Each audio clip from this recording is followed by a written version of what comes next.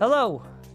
Shalom. Sorry, instead of watching the starting screen, I thought it'd be fun where I just play the music and you can watch us talk. It's like a newscast where they're pretending to type something on the keyboard, but then you look at the screen, they're just on YouTube.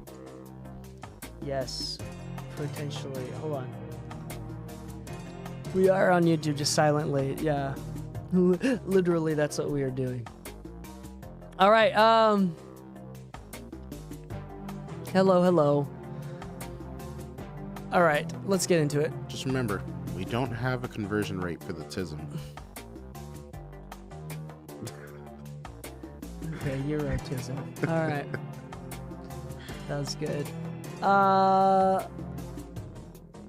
We're just gonna do a quick episode today. We're gonna get right into it. Get ready? Yeah, let's do it.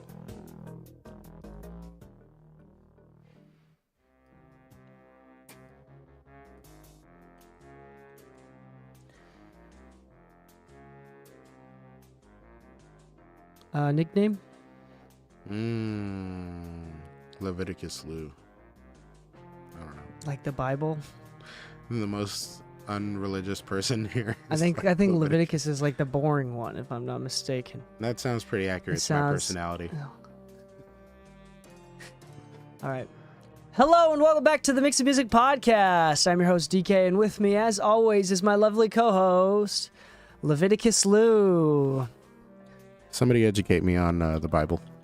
I think Leviticus is the book of Leviticus, if I'm not mistaken, off the top of my head. Old Testament, and it's mostly just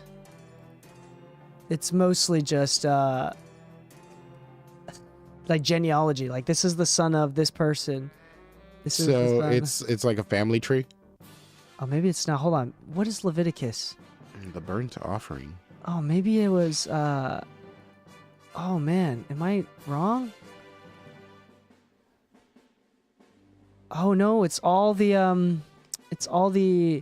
laws of Moses. It's a bunch of laws of Moses. That's what it was. I mean, it's kind of funny that I saw the one that's like just the Yeah, it's sin Laws of offering, Moses. Sorry, the guilt. it's not. I'm thinking of a different book.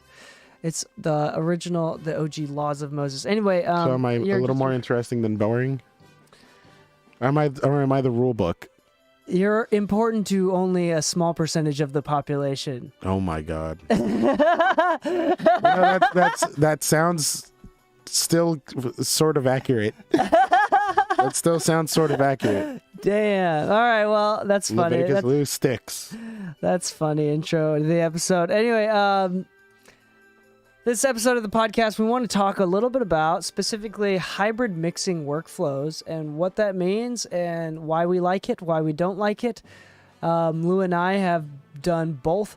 What is hybrid mixing, Lou? Let's talk about that. Basically, utilizing in-the-box tools as much as possible and still incorporating out-of-the-box tools like analog compressors, EQs, could be a limiter, saturation, could be many things. But as long as you're running an output from your interface into a piece of hardware and then back into your interface, and you're using that outboard piece to process the sound in any kind of way, you have now entered into the realm of hybrid mixing. So it's not fully analog. So people think fully analog is Like a tape machine and a console. Yeah, that's what it is. So it's literally just recording into a console and back onto a tape machine. So if you use a computer, It's not. it's hybrid. It's technically hybrid workflow. Now, people love using hybrid workflows because a fully analog workflow is fairly tedious. I mean, just tape in general. Using tape is probably one of the most difficult and annoying. You have to bias the machine. You have to cut the tape, doing edits, I'm not gonna lie, a nerd like me would actually enjoy that process, but that's relevant to a very small percentage of the world. But that's like your interest in tape machines, not necessarily your interest in the music. So it's like it feels different. It's very different. Anyway, the thing with going fully analog as well. I mean, there were some good things like with consoles, you had headphone mixes that were a lot easier to achieve. Yeah. I mean, it forces you to perform a mix because you got one shot. Yeah. Versus now where you can take your time, your precious time, and I mean, with a tape, there's only so many times you can re-record over it before you start losing fidelity. The tape itself costs so much too. Yeah. It's much cheaper, higher fidelity, like in every single way. The using concept Pro Tools. of committing on the spot is the extreme reality. Yeah, the concept of just any sort of use of a computer software is superior in every way. There's not a single way. I mean, as far as like practicality goes. Hey man, I don't get to touch every single knob on my plugins physically, and that is detrimental to my sound. Sure.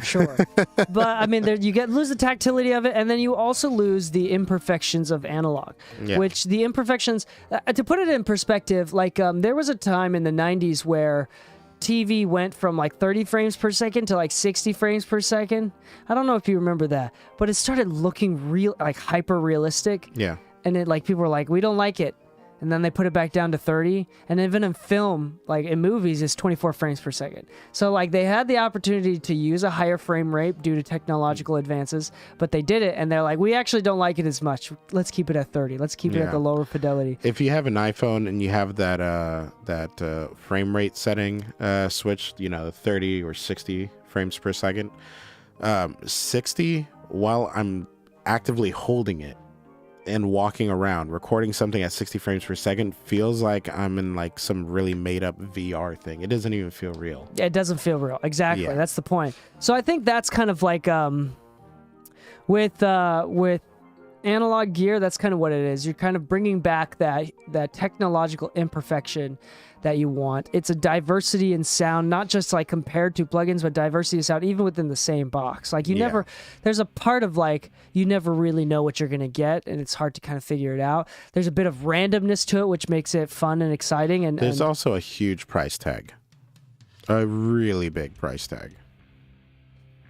Yeah, which is why again, one of the reasons why in the box is superior. The reason what we're not doing on this episode is we're not bagging on in the box. We're not trash talking in the box, but we're going to talk about what I don't want people thinking is that I don't want people thinking that they're unable to make the best mixes, the best songs possible because they don't have access to this gear. It's surprising, even after years of doing this podcast and me basically talking a little bit about this, like people still consistently think that just because they don't have a 1073 into a CL1B, like some sort of outboard gear, they're unable to get a professional sound or professional tone. And that's called just like FOMO. It's the fear of missing out. Yeah, it's just FOMO. It's not a real thing. Yeah. So, like if you buy something, you should try it out first and see if you genuinely actually like it. There's been many pieces of gear that are on the market that were really popular for a time, and now they're considered shit and compared to other things. And then some pieces that were overlooked are considered to be like some of the coolest pieces you can have now because they had like a certain vibe, a certain character, and they were the cheap ones that nobody really cared because they didn't have that massive price tag associated. Like the Orbits are a good example of this. Orbits? Yeah, you know the old blue like EQs and compressors? Some people will have them in their studio. If we look them up, like Orbit compression, maybe it's not called Orbit or Orbon or something like or something. Orbital? No. But you find them on Craigslist, on Reverb all the time, and then you see them in some studios. And what's cool is like some people were claiming like, oh, these were designed by like so and so and blah blah blah, and like they weren't really appreciated at their time, but now they're like Orban. That's what it's called, ORBAN. Like they were like really underappreciated at their time because they weren't really like super expensive pieces of gear. But Orban EQ. How about BAN? BAN, yeah. Yeah, those guys. I'm sure you've seen them around. Like they make a bunch of different units. They were like the warm audio of back in the day, almost. Yeah, but like some people praise them. Some people are like, oh, those were the cheap units from back in the day. But some people just flat out say like, hey, these have a vibe and we like them. You know, so don't worry about these price tag things. Forget about the brand name because at the end of the day, a lot of times you're just losing the marketing. But you know, if you want something really cool, chances are you can find some older overlooked pieces that if you talk to some people that have been around, you know, they sound great. Like HHB, I think it's called Radius 40, is like their tube equalizer. And people like Steve Vai's engineers, like his mixing engineer, uses them all the time for his guitars and stuff. So like units like that are only like $300-400, you know, and they're used by some of the biggest names in the industry. Yeah, that's interesting. We're going to talk about hyper workflows. First off, I want to preface all this conversation with, again, going back to this, we're not trying to make you feel insecure, feel like you're missing out. Yeah. We're here to help you feel better about your craft, help you feel more confident, help you release more music, help you, if you're an artist or producer, release more music. If you're a mixer, help you get through more mixes, make more money. And there's a part of this where when we talk about this sort of stuff, yes, like there may be a small difference. And sometimes it's less than small, but there are things where, and when it comes to a world of doing this for work, there is one thing that you need to consider, and this is the first topic that we want to talk about, which is anytime that you go out of the box, you go into an analog domain, in one way or another, it's going to make your projects take longer. It's significantly less efficient. Yeah. That is something that you will have to consider. Yeah, if you're professionally mixing for a living and you're paid per project and things of that nature, let's say that you're in a studio where you're paid by the hour. Fine, whatever, you're by the hour. Most cases, that's not the case. You know, most professional mixing engineers are paid by the project, and the longer they take on a project, the less they technically make per hour. Less opportunities they have per day to bring in more income. But if you're going out of the box, you're actually now dedicating a certain amount of time to, let's say you have a patch bay and not everything's always fixed in a specific patch. Let's say you're not using one of those like Flock, virtual patch bay things that they got. Cool. Don't forget that you also have to do recalls, which means that if you need to edit something that you didn't really like, but you want to run it through the same gear, you now need to remember what settings they were, or else you're going to spend time trying to match the tone and vibe of, let's say, the compressor. Let's say that there was an EQ on that compressor, like some of the why am I blanking so much? Tegler stuff. If you did not note your settings, now you're wasting time trying to rematch what you were doing, and you're just losing money at that point. And that goes down to the workflow, not to the value of the piece. Yeah, so you have to wonder, like, as a mixer, first off, we kind of understand standard-wise, the standard industry standard is to charge per song. Most people at a higher level are not charging per hour. That's a very rare scenario. So when you're a mixer and you're charging per song, you are not enticed to... Basically, the faster you get a project done, the more money you make per hour. Now, if you have a lot of projects backed up, for example, it's not weird for us to have like a couple albums in the pipeline, and we need to go through 20 plus songs in 2 weeks. In 2 weeks, yeah, for example, right? And if that's the case, I can't be tweaking this compressor or this stuff. In the box is just going to be significantly faster, and if I have to keep doing recalls and I have to keep doing revisions. Remembering what sessions what piece I'm going through for what. If I have a patch bay, then remembering which ones I've patched in, where the inserts are at. It all just eats into your profits, your profit margin. Now, if you are the type of mixer where you only mix like one song a month, I mean, for sure, then you can take your time on it. You just want it. The goal is to make it sound as good as possible. Maybe you're not even a mixer. Maybe you're the artist that actually edits their own music, and you like the sound of your vocals through certain pieces.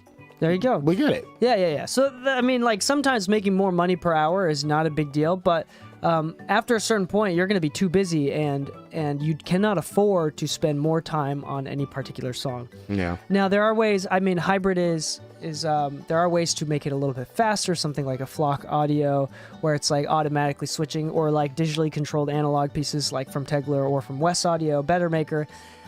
Things of that nature, but you still have to either print, slow print, or commit, which is not just, you think that doing a revision is just, you have to wait another 2-3 minutes, but if you have to print stems and and all your alt bounces, you're spending literally potentially a couple hours longer each time that you have to rebounce everything, especially if you're bouncing stems through an analog piece. That's why I never leave those inserts in a session. I immediately commit every time just to avoid all that. And that's the thing. If you, this is probably the most underrated thing that you need to put into your head if you're going to do hybrid, which is you have to learn to commit. You have to learn to commit and be confident in what you're doing, and really know that what you're doing is what your client's going to enjoy. Because if you get asked to change something, or they're like, oh, I don't really like the way the compressor is hitting on my vocals, and that outboard piece was a compressor, now you have to revert back to the original. Another thing, too, is we need to talk about recording, where recording is a different thing. You are getting paid per hour, and oftentimes I do think analog equipment in the recording stage is not necessary, but it is useful. Yeah, it can definitely help shape the sound, a little bit, so that you can mix it faster. You get from point A to B faster. Yeah, so in this case, like in a recording setting, something like a console, not a tape machine, but something like a console or analog equipment can actually make you more efficient and save you time. Yeah. In the mixing stage, it is hard to say that, but in the recording stage, you could argue that it does help out, and it's not a total waste of time. Now, on that note, there are times, I think recently I'm coming back out of it, but a few months ago, I was really in the zone of just using a ton of hardware every single mix. I love it. And then every single time I do this up and down thing where I have like a couple months where I'm using it on every single mix. I love it. And then I go completely back in the box for a few months. Then I come back out of my shell and I go up and down. That's like one of the things that you have to figure out as well, is like, the thing is, like, I love the sound of it, but it also, I cannot deny that it just feels cool to use it. Yeah. Like, it feels like I know what I'm doing. I'm not going to lie. It's kind of funny because obviously when I got my office outside of the studio, it was mainly because the studio was getting so busy that I just didn't have access to do my work, and it was starting to put me behind schedule to not have my own space again. So the funny thing is, like, I was kind of intentionally forced completely in the box for like a year and a half. Recently, there's been some pieces in my office and stuff. And even with that, like I've maybe done one mix with like a hybrid workflow, but it went immediately back to my commit notion of like, I'm just going to print it and forget that I ever used the piece. But I don't know if there's a placebo effect happening at the 100%. same time, because sometimes you hear it and you're like, oh, it's different, it's better. It's like, not really, because I remember for We just one of did the it right lessons- now. We just did it right now. Yeah, a Well, moment ago. I like what it did for the vocals. For the low end, you know, I was able to like, for the actual master, I was able to like actually do some other things that helped the low end. But like for certain things, you have to look at the piece just like you look at a plugin. Not every plugin is going to work out. Not every piece is going to work out. But at least with a plugin, you spent maybe $200 on it versus $2,000 on a piece of hardware and the converters and the cables. There is, I will say though, because of that specific issue, like this happens way too often. This even happened with a bunch of like really highly renowned friends in a really nice room where they were like test A being a plugin, and it turned out it was bypassed the entire time. Oh my God. I was the only one in the room, and you know these people. These were like high level engineers that we really respect. Oh my God. And I was the only one in the room who had the balls to admit I can't hear a difference. So one of my friends got a job like that. The studio doesn't exist anymore, but like he got tied in with a really lot of good people, so he's still doing fine now. But there was a bunch of like veteran engineers, like people who did like Motley Crue and everybody. So like he's learning from like some of the people at least I grew up listening to. And he was the engineer for Alice Cooper. Was telling me a story about how his assistant, this guy, he was like, you know, we were testing out these things and blah, blah, and we're like, oh, that sounds great. This sounds great. And we're in a room with like 10 other like engineers. Apparently Chris Lloyd-Alge was in the room too. And he just like spoke up and he's like, actually, that one sounds like shit. And then everybody in the room starts listening. They're like, actually, he's right. It does sound like shit. Like he got a job because he was the only one to point out the issue. Yeah. In a room full of people that everybody was just like, yeah, sounds great. It's like, no, listen to this issue. That's the issue right there. Being able to properly articulate it and like knowing, I do think that we did an episode before about how sometimes it feels the entire music industry, especially audio engineers, it can feel like a big like dick measuring competition. Oh no, for sure. We did an episode about that. I don't know if that was a solo one or if you were there for that. But anyway, no, but I can agree to it to the point where like recently I made a post because like somebody was asking me, they're like, bro, like your studio looks so good like that. If my studio looked like yours, I bet you I could book more people. And like it like kind of irked me a little bit because I was like, dude, that self-confidence is why you're not getting work. So it's not the gear that's not getting you work. You could argue that on a very basic level, but it usually doesn't amount to anything. The reason why we're bringing this up is because we want anybody listening right now to avoid this, again, the FOMO of it, and not really realizing. So the problem, one of the things that another engineer friend of mine brought up is like one of the problems with buying analog gear is that if you spend good money on this piece, then you're going to feel like you have to use it on every mix. Yeah. Which is oftentimes not the right decision. So like it affects you from a psychological level as well. Yeah. So it's better to get really good at your tools. What is it? Because even the pros, like honestly, even high level pros that are doing like even high level pros oftentimes get confused and are affected by that placebo, right? Yeah. They're just like they think something is happening, but it was bypassed the whole time, or it's not. It's only different. It's not better. Yeah. But they just kind of misconstrue. So it's like this happens this is not just a lower level thing. Like this happens across the board. Like for me, it's always going to be compression where I feel a little bit more forgived going outside of the box. But I think it's just like some days I'm like, okay, I've heard the plugin, I've heard the real unit. I think I just like the real unit because it's confirmation bias. That's another thing too. I own it, so I own it, so it's got to be better, right? And some days I have to like sit there and be like, fuck it, I'm not going to overthink this. I'm just going to print it. If it's not better, it still sounds good, period. And that could be said the same about the plugin, because one good example is the Fatso Junior that you had, where you played with it for a bit and you're like, I actually can't justify keeping this. Like I could do this with a plugin. In fact, I could do it better with the plugin because it like automatically matches input and that's outputs. like it's like what, $2.5 grand Yeah, so like if you can keep that state of mind of like, I bought it, but it's not actually doing anything that's any beneficial. I did the same thing with the Dangerous, where like I was trying out new converters and I was like, it sounds cool. And we tried the emphasis knob on it. It sounded cool. And it's not to say that it wasn't a good unit. It just wasn't the right unit for me.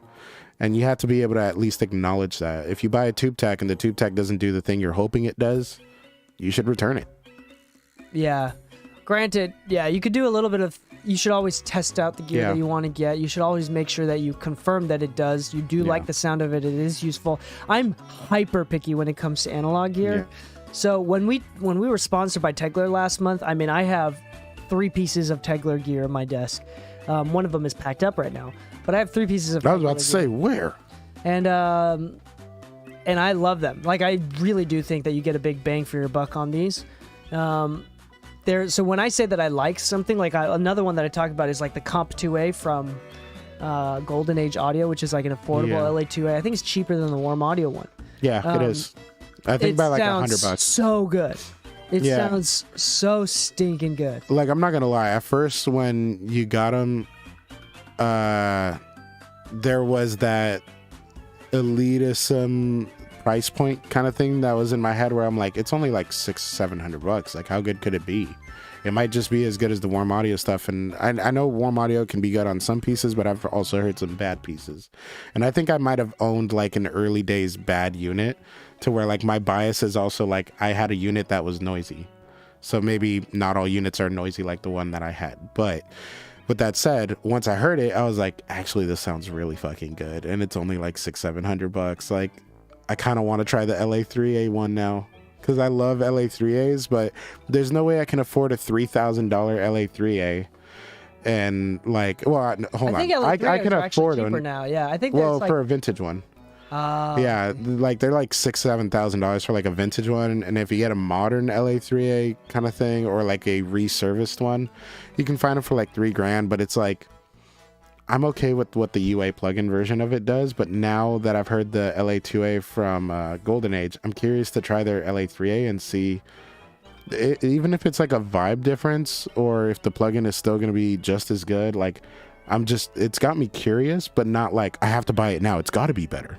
Yeah, there's one of the things for me that changes is saturation. Like or like extreme levels of compression. I think like the first 5 to 10 dBs of compression and plugin is always going to be just as good. I think it's like almost always the same, unless it's like bad coding or something like that. But like after 10 dBs, like an extreme level of compression, like really pushing analog gear, it breaks up in a specific way that is like really random and chaotic. Yeah, and I think it sounds great. The thing that I always like, I know. What is his name? He does the snake oil videos. Like, is the White plugin Seed Studios? Yeah, is the plugin actually doing what it's doing? And what I love about those videos is like, sometimes I wonder if it's actually doing, and it's nice confirmation when it does. And then sometimes it's like, oh, it's actually doing something different. It was coded wrong or something, or like it might just be one of those things where it was placebo. It was just really good marketing. Oil. But because of that, it's not just plugins that you could lose the marketing on. Another reason why I don't like the concept of outboard gear and hybrid mixing is because I think the one group of people that shouldn't be susceptible to marketing is the audio engineering and like music. The working professionals? The working class audio professionals. Yeah. Because we don't make half as much money as other industries. As an industry, just not like versus you becoming like a coder, a tech guy, or a doctor, right? So it's like, why are you thinking about how to spend your money when you could be doing this all with your laptop? As long as you have a good running laptop, or like a computer of any kind. I just think it's like, it's really, really low blow. Like, you shouldn't be doing that to us. So I still think like some of the best mixes people have done have always come from like the most unexpected, most like under, I guess, qualified situations, if that makes sense. So like, Leslie Brathwaite mixed what Cardi record in the trunk of his truck? WAP, yeah. WAP was mixed in a truck. Yeah. That's like, Hell And, yeah. and Low like a key, couple hell Pharrell- yeah. I think like a Pharrell record was mixed in there too. But see, that's my point. Like, that's very hell yeah of a moment versus like, oh yeah, I ran the vocals through a CL1B. I could give a shit. This man mixed WAP in the back of a truck. Also, Like, he's- how much cooler is it to say that? he's fully in the box. Oh, Andrew Tumay booked an Uber and just said, hey, plug my laptop in and mixed a record from the back of the Uber. Oh yeah. He's like, Yeah. you just drive around. I'll pay you for your time. Yeah. Drive around. Oh, you need to mix this. Yeah. 'Cause Yeah. he didn't have a car in New York. Yeah. There's like stuff like that happens. It's really interesting.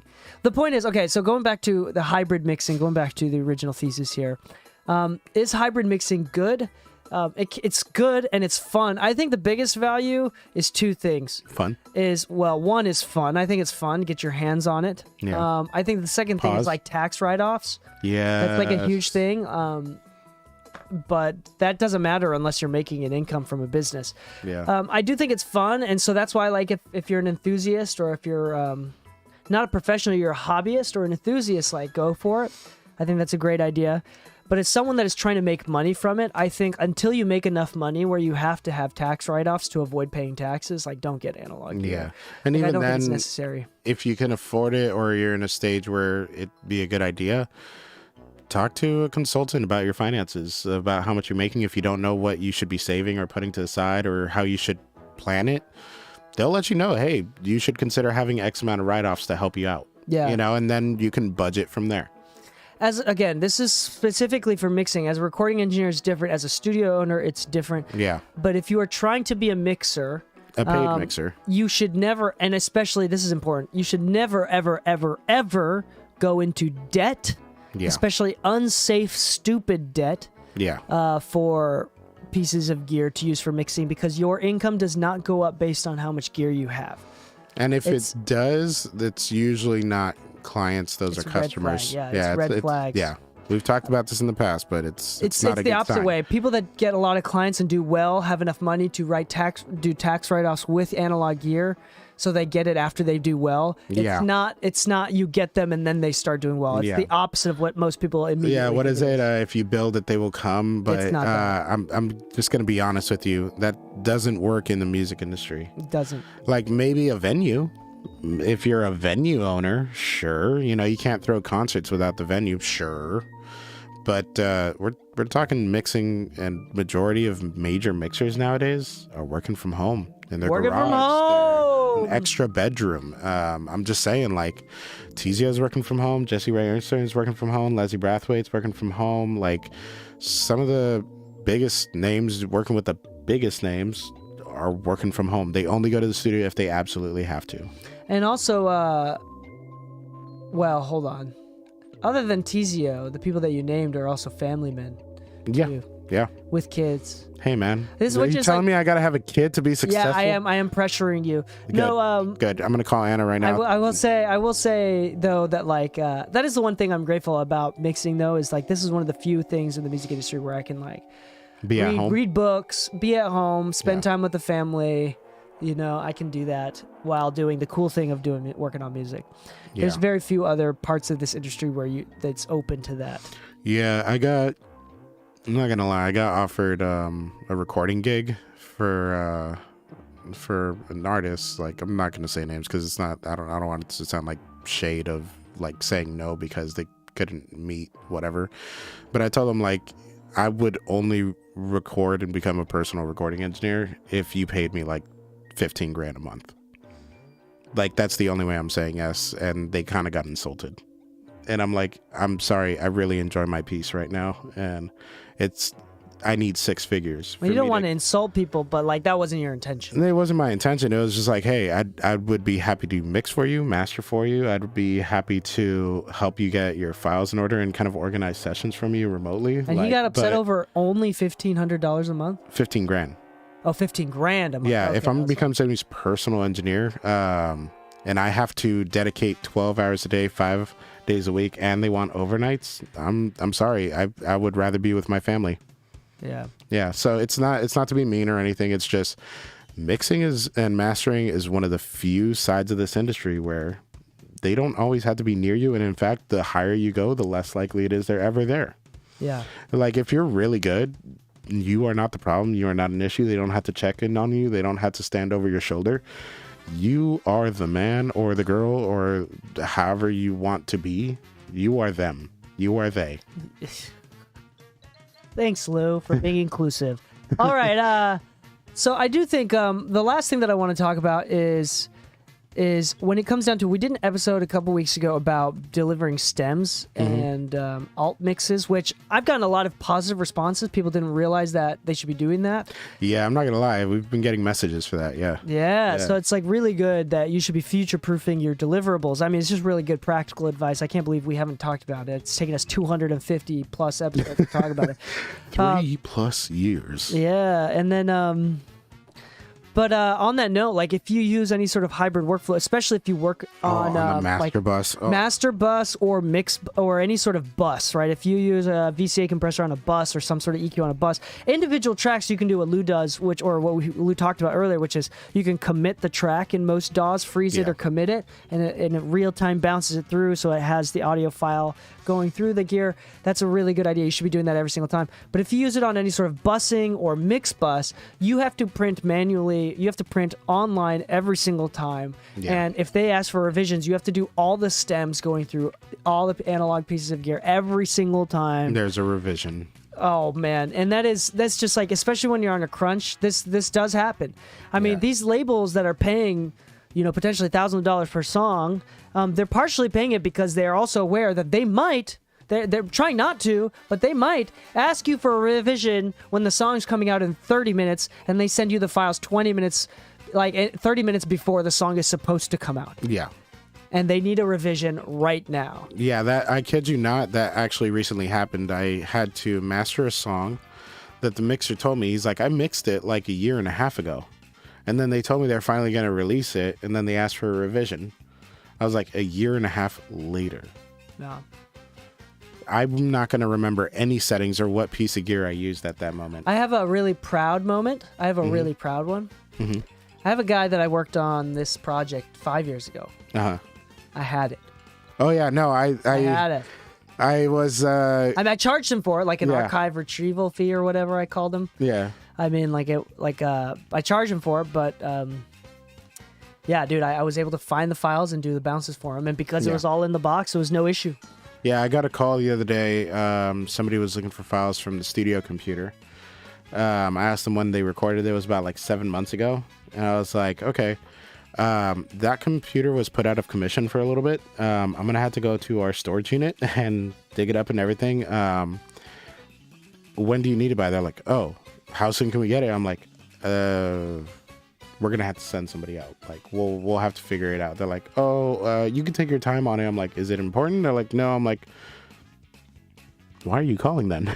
Yeah, I do tell people like straight up when they call, when they do ask, like, hey, I can look for you, but I will say that if I find it, if you still want me to bounce it out, it is this much per song for like an archive. Yeah, retrieval. I let them know. If it's like I'm a like, couple of years old. I let them know. I'm like, I'm gonna have to dig through hard drives and everything. Like, there's been a various backups. So like, if we do find it, there's gonna be a fee. They're like, oh, well, it's not that important. I'm like, it was important for the call, but not to actually want the files. Yeah. Weird. Yeah, that is weird. So anyway, that is something to be thinking about. Don't be tripping if you don't have it, especially if you're mixing. Especially if you're trying to mix for a career. Again, I honestly think that this is one of the best career choices as far as like for sustainability, as far as like for building a family and like doing what you want. I think this is one of the best ones. I'm really grateful that I get to do this. It's extremely difficult. It's really hard. Yeah, really competitive. There's literally going to be times when you're completely overflowed on work, and there's going to be times where it's slow, and that's cool. But it's one of those where it's like, honestly speaking, is you get to hang out with cool people, which are usually many times like creatives. You get to meet different types of people in our industry, like management and everything, that are making sure that these projects are getting done for these creatives and everything. So you get to meet like such a wide range of people. But when you actually get to a certain point with like mixing and mastering, where like, yo, these people are just calling you, they're hitting you up, they're like, yo, I like your work, can you do some more? You get to do it on your own time and everything. But if you really enjoy having time to do the things you enjoy outside of this, like other hobbies, efficiency is kind of going to become a topic that becomes really important to you. Dude, I will say though, like 9 out of 10 times, the reason why I get referred, or the reason why most people get referred, or something they do well in the industry, is it's not because of how their mixes sound, which it's baseline is gonna be great. It sounds It's great. counterintuitive. It's good. We get it. Yeah. But it's mostly because you can get shit done. Like Yeah. you are able to perform under pressure. You are consistent. You show up to Yep. meetings on time. Like those basic.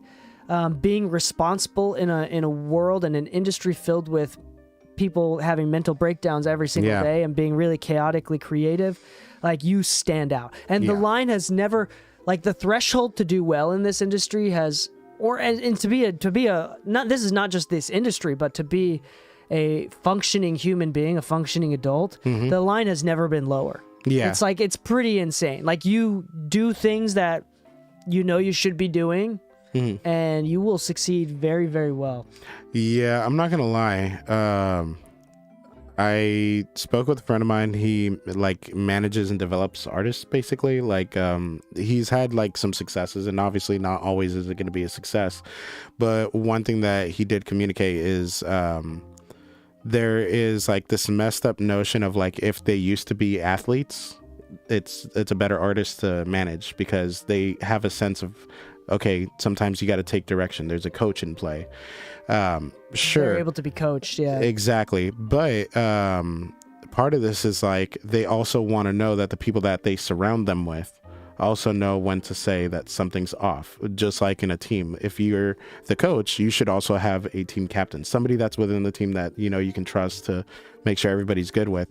You kind of want to have a team captain mentality if you're kind of starting out. Like you may not be the most important person in the circle, and most likely if you're an engineer, you're not the most important person ever.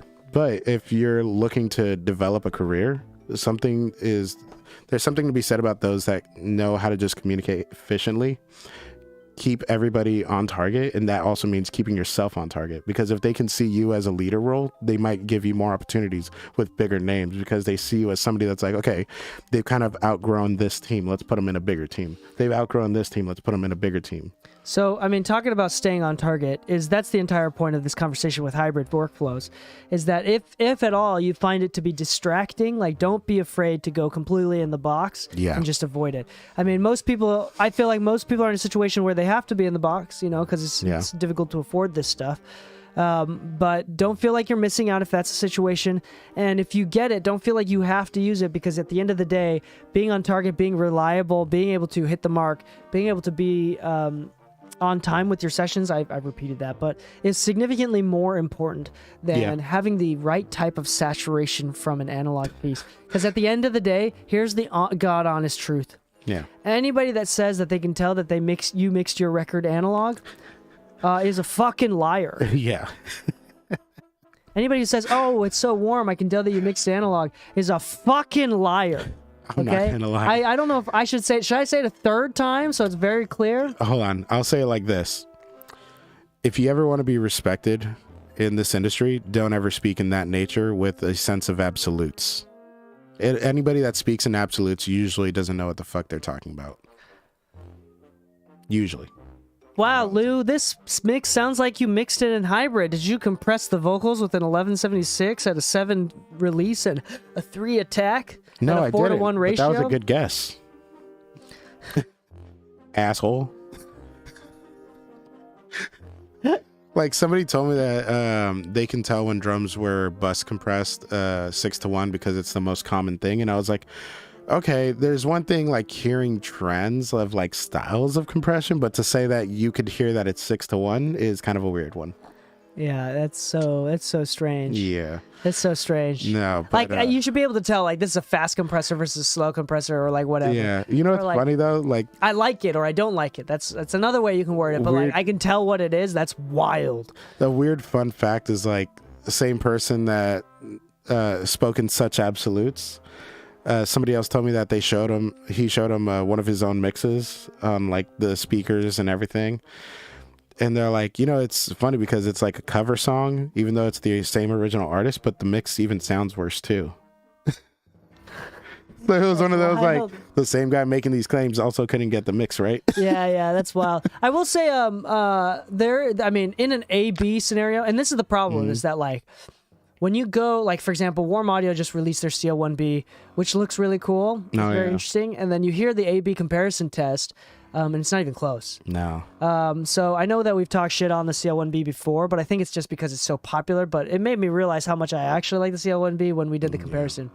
When they did the comparison video. In the context when you're A-Bing it, one is obviously going to be better than another. Or not obviously, it's going to be better than the other. Yeah. When you listen to a song or listen to a mix, there's no A-B comparison. No. There's no like, oh, Taylor Swift just released a new album and she gave us the B tracks too. Yeah, where like somebody else mixed it. Oh, I like the B mixes better. Yeah. Actually, that would be really interesting. I'm not going to lie. That would be like a cool like social experiment album.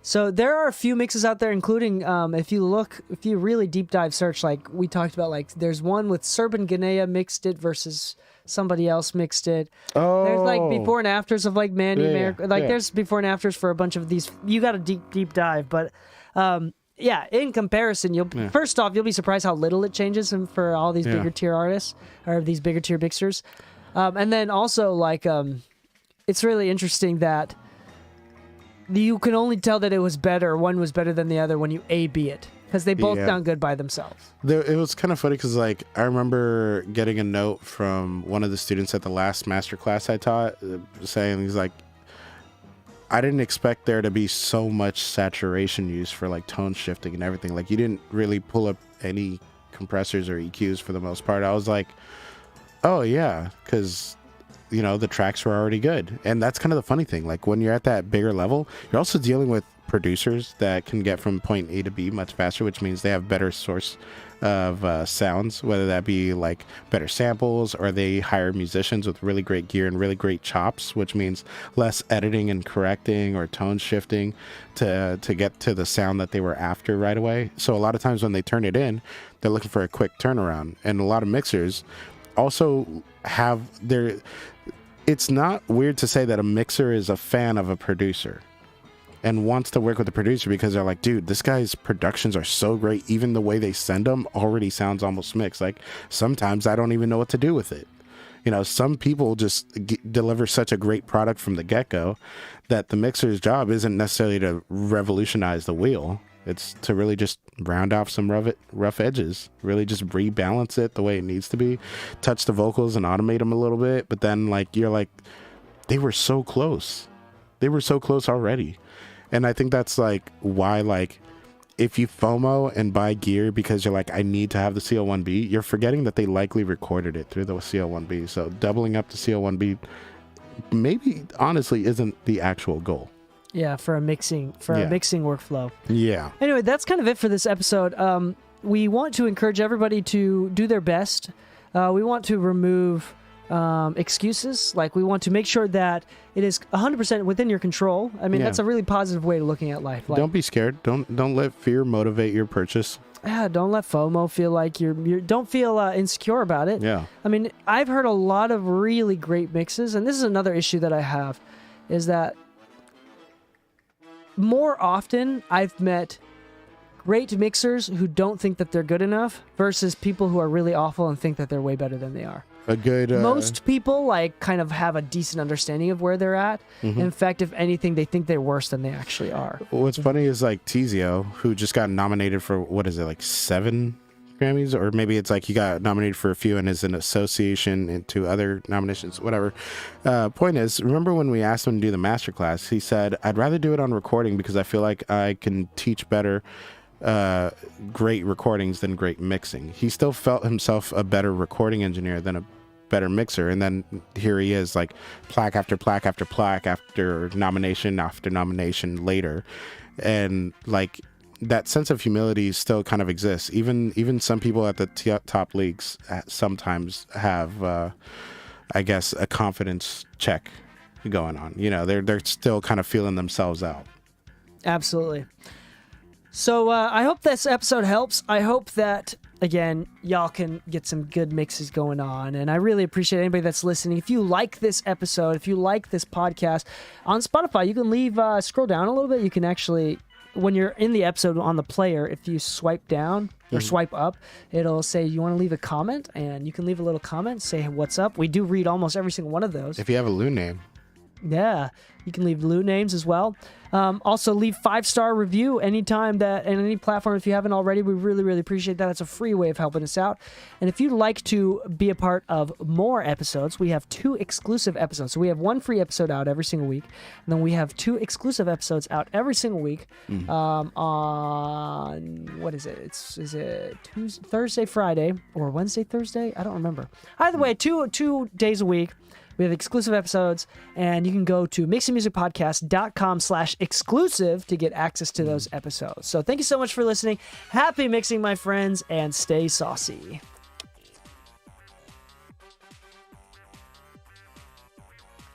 Couldn't mix the track unless we changed the vocal mic we used an SM7B, which is pretty standard bedroom mic. To be honest, if you can't mix an SM7B, it's kind of concerning considering how popular they are. But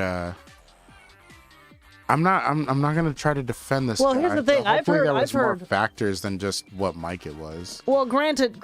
I mean, I don't want to Bash. The Well, I mean, I SM7B. don't know. We don't know the situation, right? Exactly. Like, in the sense that, that's like, why I'm saying like I've there heard could have the been other same mic. factors. Yeah, I've heard the same mic recorded in different rooms with different people, and one person in one situation worked really well. Another person was the shittiest recording I've ever heard. I'm not gonna lie. In life. Some of the best recordings of Keisha that I have are an SM7B. Yeah, Inside of like a closet that was like 3 foot by 3 foot. some of the worst recordings I've ever worked on was with an SM7B. Yeah. So it's like you got both ways. Anyway, if you have a question that you want to ask us because the episode is over, we can actually respond to the comments now. Thanks for joining us, whoever joined us. Sesh Beats, Matt Keed on YouTube. I don't know if you're still here. Whoever else has been commenting and responding. Yeah, I've seen that too on Fiverr. Like full analog mixing for like $100, and I'm like, cap one. Yeah, full analog it's not. Are you going into tape machine and on top of that doesn't mean it's gonna be better too. Yeah. It's like more concerning. You charge more for analog gear. It's like I don't know. It's a little concerning. Yeah. Like if you think about just maintenance cost on gear, like I have to send my 3124 to a tech to have it like redone, and I got quoted like $400 or $500, and I'm just like, you know what, $400 or $500 can pay my car note. Why would I want to pay the repair of a piece of gear? I will also say that, like, just a word of advice, I do think, like, it's kind of practical, charging extra for analog gear. I mean, it's a great way to upsell your business. If you do that, I would consider you just charging what you would upsell it for anyway. Yeah, exactly. So, like, if you charge $200, but you charge $300 with analog gear, just charge $300. Yeah. To be honest, like, I've had more situations where the client not bites back like in an argumentative sense, but like in a hesitation sense. I get more bite back if I say it's an add-on than if I just give the flat price. Yeah.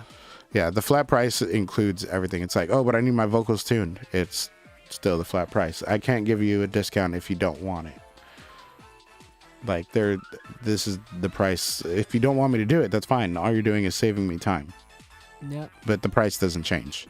Yeah. So I'm realizing now I've never had an issue when doing add-ons. Yeah, I've never really done add-ons. Like I've always just charged enough to be happy with it. Yeah, that's kind of where when I first started, there was like add-ons like, oh, I can record it and I can mix it for X price, and people were always happy to pay that price. But anytime I did like recording and then they're like, oh, so like, do you also mix? I'm like, I do mix. It's a separate fee. There was a little more hesitation in it because now it's like, oh, this isn't the guy that handles everything. This is like, he's just piecing it all out. But if I ever offered like an artist, like I can record it and I can mix it for like that starting point, maybe like $500, right? That would cover my time for recording and it would cover my mixing fee. They were happy with it. By the way, did you hear how i10 caught on fire? The 110, the i10, yes, sorry, Yeah. i10. I don't know why I thought 110. Yeah, But, the i10 caught on it fire. caught on fire because of all the containers under it, and apparently, Yeah, there's like storage according- stuff underneath. yeah, according to Gavin Newsom, he's claiming that, at least he claimed it on air, like in front of the cameras, that the company that has all these containers there were also beyond their lease. Like their term was done. Those containers weren't supposed to be there. So part of me is also wondering, and this is just complete speculation, I'm like, why would anybody leave the property there, and how would the city not have that property removed by the company unless the company couldn't afford to remove it and we didn't want to use tax dollars to remove it for them? But at that point, wouldn't, like, the company would still have to get rid of it somehow. I'm like, dun dun dun. Are you leading to some sort of conspiracy theory? How I'm not gonna lie, just for the fun of it, I kind of want to hear all the conspiracy theories that everybody in LA is coming up with, because I want to hear the wildest ones and then see what the truth ends up actually being. It was just like somebody was having a cigarette and accidentally lit it next to a trash can, and it fell out of their mouth, and it was caught on camera. It's like, look at that, guys. Look at all these conspiracy theories. It was just some dumbass that couldn't hold a cigarette in his mouth. Yeah, that's all the conspiracy theories. Even if it was a real conspiracy theory. Yeah, like, let's say it was real, but like, it's like, damn, there's plausible cause over here, though. Yeah, like, I don't want to say anything that'll get me in trouble, but like, something really horrendous that happened. Be like, yeah, it was a dumbass with just a cigarette in his mouth, you know? Yeah.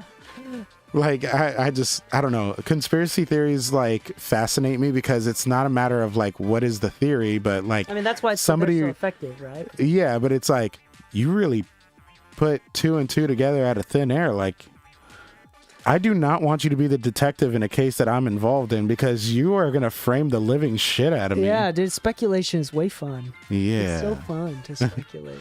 But speculating for fun, I think, can be harmless. Speculating for trying to prove something, this is toxic. I'm out. I was being a little sarcastic. No, I get it. Yeah. Anyway, thank you so much for listening. I think we're ending the stream today. How has anybody enjoyed playing Mario Wonder or the new Wario Shake It or any new games on Nintendo?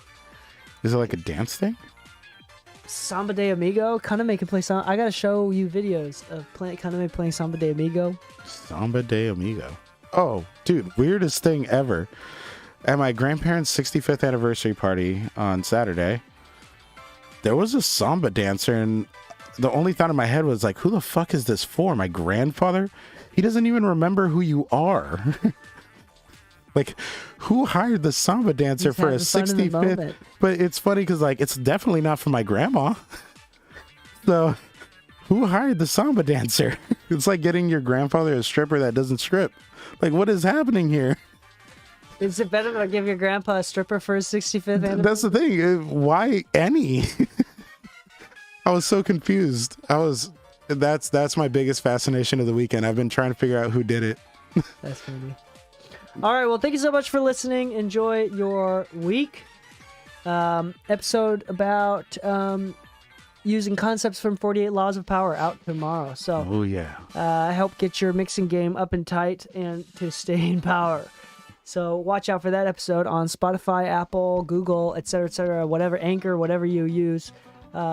It's all there. Thank you so much for listening. Happy mixing, my friends. Enjoy this outro music. Here we go.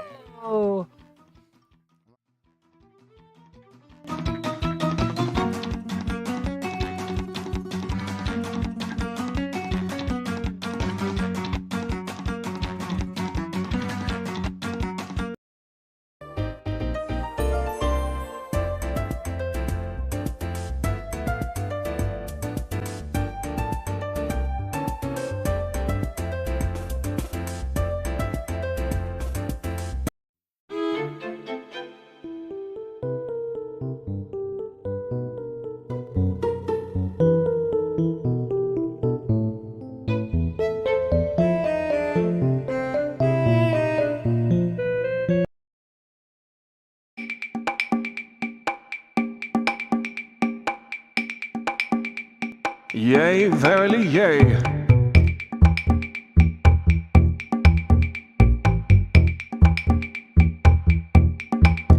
So they're finally here, performing for thee. And if thou know the words, thine can stand with me. Put thy hands together, if thou'st wish to clap, as we take thee through ye old monkey rap.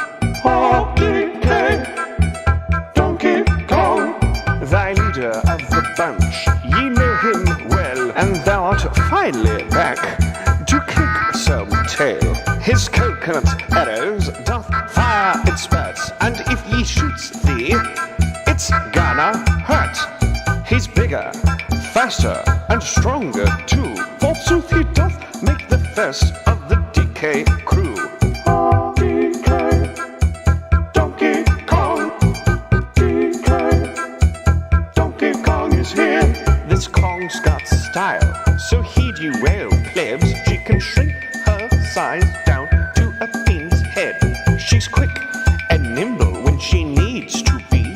She doth float through the air and doth climb up trees. If you choose her, you shall not have chose wrong. With a skip and a hop, she is one cool Kong. Oh, DK, Donkey Kong, he doth have no style, he doth have no grace.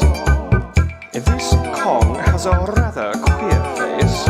Handstands can be done if they need to be, and he can stretch out his arms just for the. He doth inflate himself just like a balloon. This crazy Kong just digs this too. Oh, DK, Donkey Kong, DK, Donkey Kong is here. Praise be, the sun is back, about time too. Verily, yea, he's in the mood. He can fly real high on his Icarus wings, and when his arrows doth fly, they shall be smiters of kings. He shall maketh thee smile when he playeth his tune. But rapscallions beware, 'cause no mercy he shall spare. Oh, DK, Donkey Kong, oh, finally he is here for thee. He's the last member of the DK team. This Kong's so strong, it isn't funny. He can make a rapscallion cry out for his mummy. He picketh up boulders with relative ease. He maketh crushing rocks seem like such a breeze. He may doth move slow, he cannot jump high, but I say